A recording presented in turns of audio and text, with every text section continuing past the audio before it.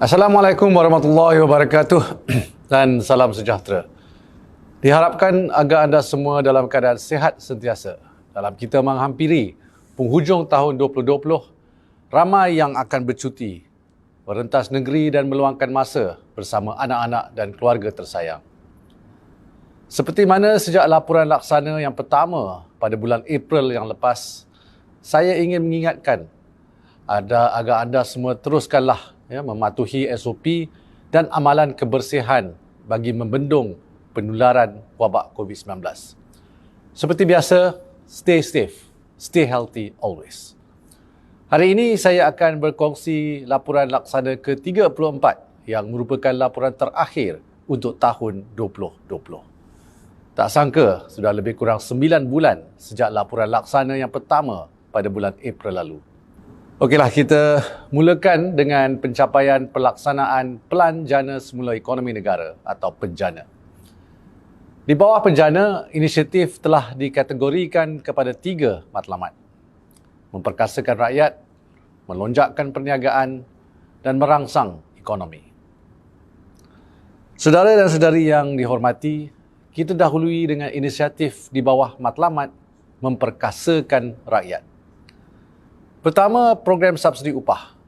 Fasa pertama sehingga 30 September 2020 iaitu tarikh penutupan PSU 1.0, lebih 322,177 majikan dan 2.64 juta pekerja telah menerima manfaat PSU di bawah Prihatin dan Penjana. Sehingga 11 Disember 2020, permohonan subsidi upah yang diluluskan mencapai nilai 12.608 bilion ringgit.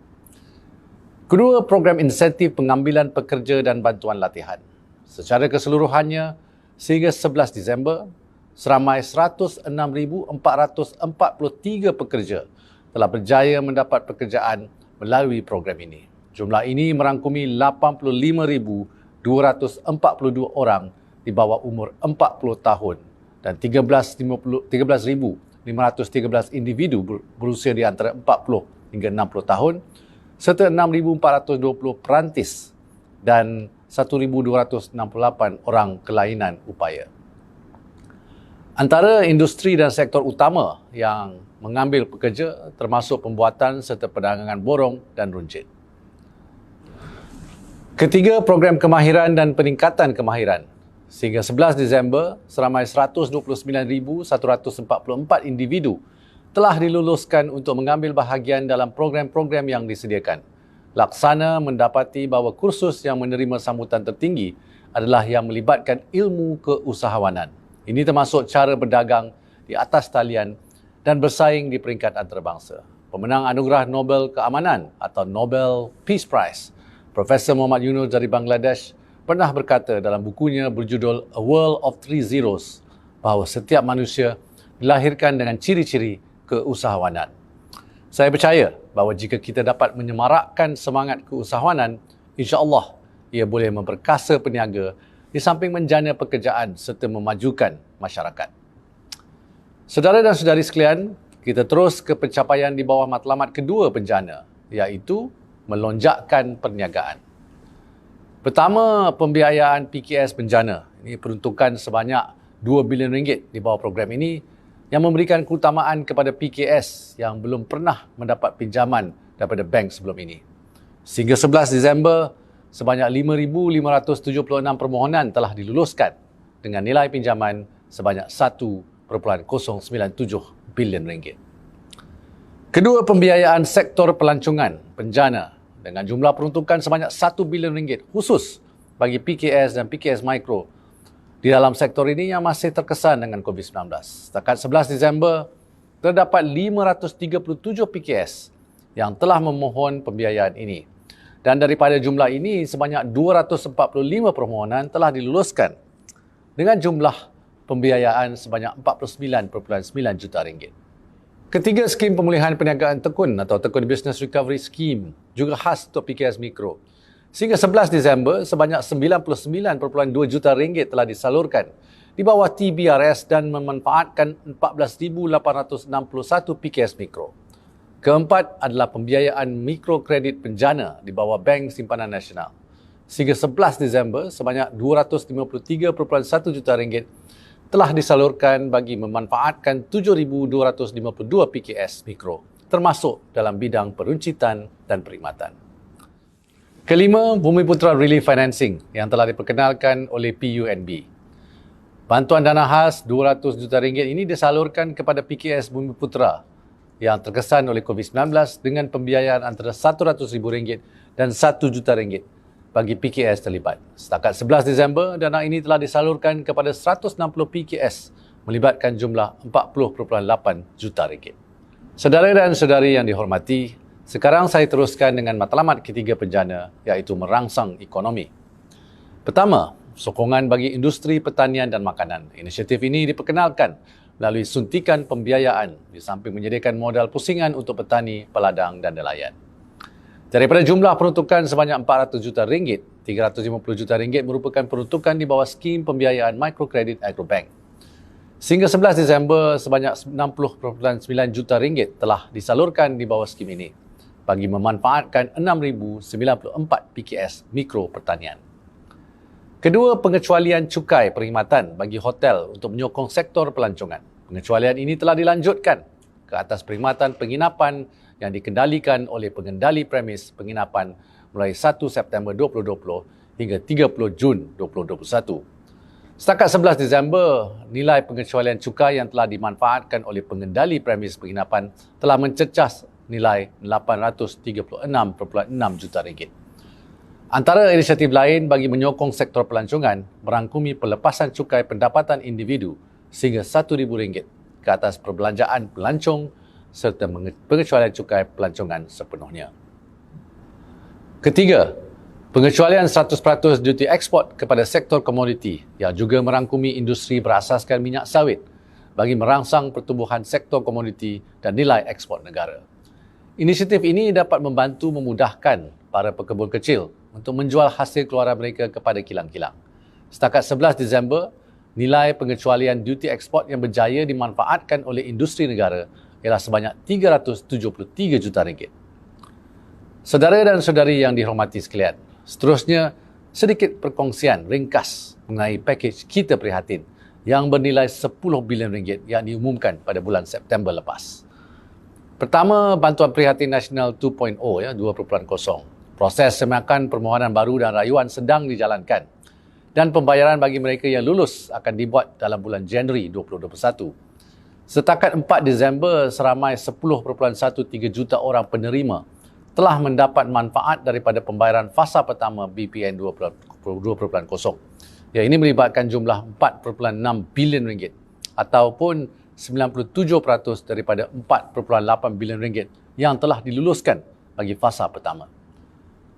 Penunaian melalui BSN juga masih diteruskan sejak 26 Oktober lepas. Kedua pula adalah bagi Geran Khas Prihatin 2.0. Ya, setakat 4 Disember, sejumlah RM856.9 juta telah berjaya dikreditkan ke dalam akaun 285,626 PKS mikro yang telah diluluskan. Proses rayuan juga telah dibuka dari 7 Disember hingga 21 Disember. Kesemua rayuan akan melalui proses semak silang antara LHDN dan pihak berkuasa tempatan dan diumumkan dalam masa terdekat. Ketiga, PSU 2.0 di bawah pakej Kita Prihatin yang bermula pada 1 Oktober lepas. Setakat 11 Disember 2020, sebanyak RM239.73 juta telah disalurkan kepada 39,203 majikan untuk terus beroperasi dan mengekalkan pengajian bagi 307,420 pekerja. Majikan yang memerlukan PSU 2.0 masih boleh memohon sehingga 31 Disember ini. Saudara dan saudari sekalian, izinkan saya mengambil sedikit masa untuk mengulas tentang beberapa isu-isu semasa. Pertama sekali, saya ingin menyentuh tentang laporan laksana. Pejam celik ini merupakan laporan mingguan edisi ke-34 bagi inisiatif pakej rangsangan ekonomi kerajaan. Saya ingat betapa gementarnya saya semasa berkongsi laporan pertama pada 14 April lalu. Namun, usaha ini tetap diteruskan kerana kerajaan berpegang kepada prinsip ketelusan dan keterbukaan. Sebab ini melibatkan dana dan kepentingan orang awam. Kata-kata semangat yang ditulis maupun teguran di ruang komen Facebook saya semuanya diterima dengan hati terbuka. Cuma kadang-kadang yang troll tu cuba kita elakkan ya. Bagi yang lain, terima kasih atas sokongan berterusan. Laporan laksana ini juga telah menjadi medium penting untuk mendapatkan maklum balas daripada rakyat mengenai cabaran yang dihadapi. Dan apabila digandingkan dengan data raya, kerajaan mampu menambah baik atau melanjutkan inisiatif-inisiatif tertentu. Contohnya, penambahan bagi bantuan prihatin nasional kepada 11.5 bilion ringgit kepada lebih 18 bilion ringgit. Geran khas prihatin daripada 1.64 bilion ringgit kepada 2.55 bilion ringgit. Subsidi bil elektrik kepada lebih 2 bilion ringgit. Program subsidi upah daripada 10 bilion ringgit asalnya kepada lebih 17 bilion ringgit dan pelbagai lagi.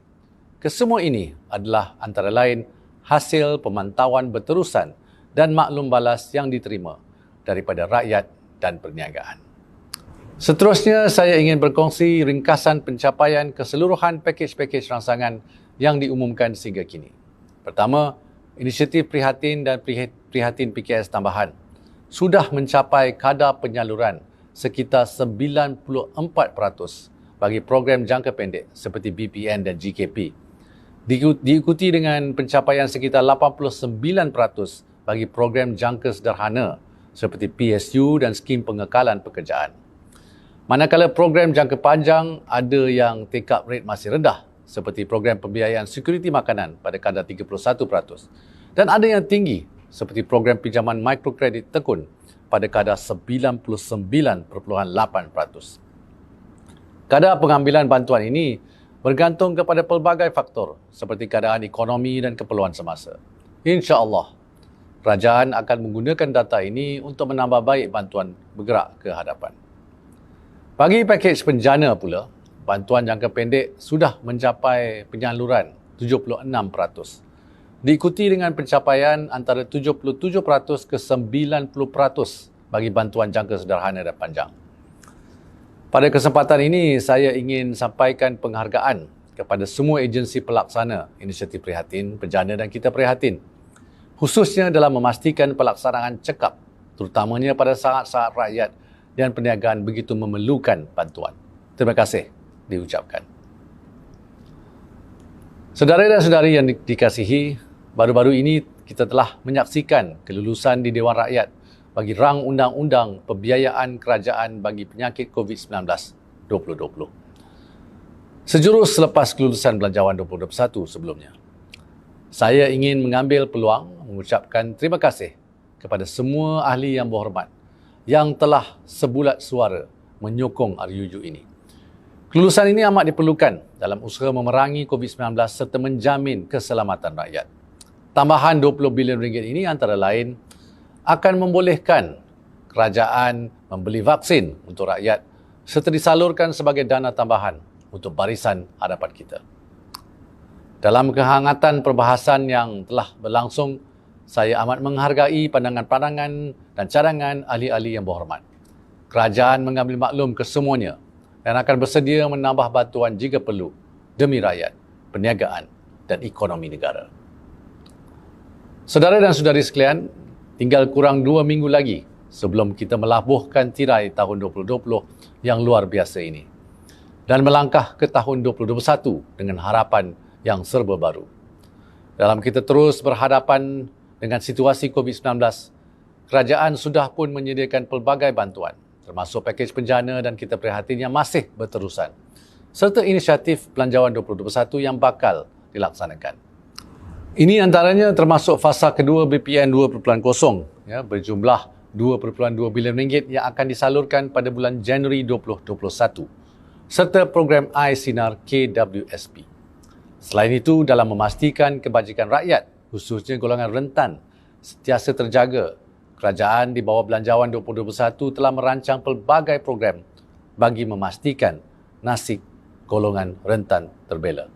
Ini termasuk Pelindungan takaful MySalam bagi B40 yang turut diperluaskan merangkumi tuntutan kos peranti perubatan.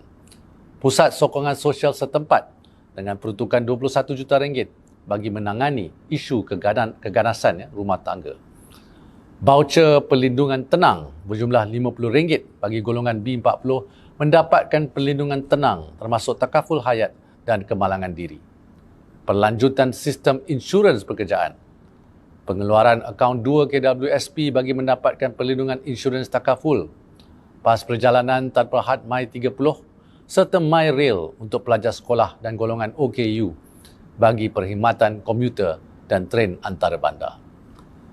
Pemberian komputer riba kepada 150,000 murid di 500 buah sekolah serta lebih RM460 juta bagi projek penyelenggaraan rumah PPR, membina rumah mesra rakyat dan penyelenggaraan perumahan berstrata kos rendah dan sederhana, serta bantuan membaik pulih rumah usang yang mengalami kerosakan akibat bencana alam.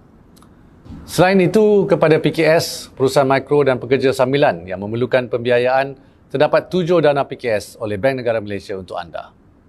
Kemudahan bantuan dan pemulihan bersasar. Kemudahan teknologi tinggi aspirasi pelaburan nasional. Kemudahan perusahaan mikro. Kemudahan untuk semua sektor ekonomi. Kemudahan agro makanan. Kemudahan otomasi dan digital. Kemudahan pembiayaan pelancongan penjana. Dan untuk maklumat lanjut, layari laman sesawan Bank Negara Malaysia. Permohonan untuk air sinar KWSP telah pun dibuka pada 21 Disember yang lepas. Setakat ini, semua permohonan sama ada secara digital atau fizikal berjalan lancar. Bagi mereka yang layak dan maklumat tersedia di dalam pangkalan daftar KWSP, sistem akan memberi kelulusan secara automatik dan keputusan pertama akan diketahui pada 4 Januari 2021. Bersabarlah sementara KWSP memproses permohonan yang diterima. InsyaAllah, tarikh bayaran pertama akan dibuat pada 11 Januari 2021. Saya berharap bantuan-bantuan ini sedikit sebanyak dapat mengurangkan beban aliran tunai. Contohnya, perbelanjaan awal tahun untuk persekolahan anak-anak, perbelanjaan isi rumah dan sebagainya. Masih ada juga penyaluran GKP 2.0 bagi rayuan PKS yang lulus dan pelbagai program seperti subsidi upah, geran, pembiayaan, pinjaman mudah, pelepasan cukai dan banyak lagi. Agensi laksana juga akan memantau salah satu matlamat terpenting belanjawan, iaitu menjana 500,000 pekerjaan bagi rakyat kita di bawah inisiatif Jana Kerja. Menyentuh hal ini, saya ingin menyatakan bahawa kerajaan amat prihatin terhadap mereka yang telah kehilangan pekerjaan akibat COVID-19. Mulai awal tahun hadapan, PEKESO dengan sokongan kementerian dan agensi berkaitan akan mengadakan pelbagai aktiviti berkaitan pekerjaan di bawah Active Labour Market Programs untuk meningkatkan peluang pekerjaan bagi semua pencari kerja, para graduan dan juga lepasan sekolah. Antara aktiviti yang akan dilaksanakan adalah temuduga mingguan di semua pejabat PEKESO di setiap negeri, karnival pekerjaan secara maya dan fizikal, serta bantuan penyediaan resume, kaunseling kerjaya dan program peningkatan keboleh pekerjaan. Program ini akan membuka tirainya dengan karnival pekerjaan maya dari Kolej Komuniti Tinggi Mara di Ledang, Johor pada 17 Januari dan dari Kolej Politeknik Mara, Kuala Lumpur pada 28 Januari. Karnival Penjana Kerjaya 2.0 pula akan dilaksanakan secara fizikal di UMP Pahang pada 23 Januari. Saya menyuruh para pencari kerja untuk menggunakan kemudahan yang disediakan oleh kerajaan. Seperti yang saya katakan tadi, kombinasi pemantauan laksana, maklum balas rakyat serta penggunaan data akan membolehkan kita untuk melaksanakan penambahbaikan bagi inisiatif sebegini untuk kemudahan anda semua. Saudara dan saudari sekalian, akhir kata, jaminan saya adalah kementerian akan terus memastikan implementasi yang efektif bagi menjamin kesejahteraan rakyat, kelangsungan perniagaan dan ketahanan ekonomi. Agensi laksana akan terus memantau sebanyak 32 inisiatif di bawah pakej-pakej rangsangan ekonomi kerajaan yang masih diteruskan, berserta sekurang-kurangnya 21 inisiatif di bawah belanjawan yang akan berjalan seawal Januari 2021. Kejayaan kita memulihkan ekonomi negara sebahagiannya bergantung kepada kejayaan kita membendung wabak COVID-19 ini. InsyaAllah, teguh kita menang bersama. Saya mengakhiri dengan dua rangkap pantun. Hingga merbah di dahan cendana, di senjakala sebelah gaharu. Berakhir sudah laporan laksana, kelak terbuka lembaran baharu. Berpencak teguh pahlawan putera, pertahan kota dalam hikayat. Belanjawan kukuh, pulihkan negara. Bantuan disalur, prihatin rakyat. That's all from me for this year. Bagi mereka yang beragama Kristian, selamat Hari Natal. Selamat bercuti kepada semua dan stay safe. See you next year. Kita berjumpa tahun depan insyaAllah. Dan Happy New Year in advance. Wassalamualaikum warahmatullahi wabarakatuh. Terima kasih.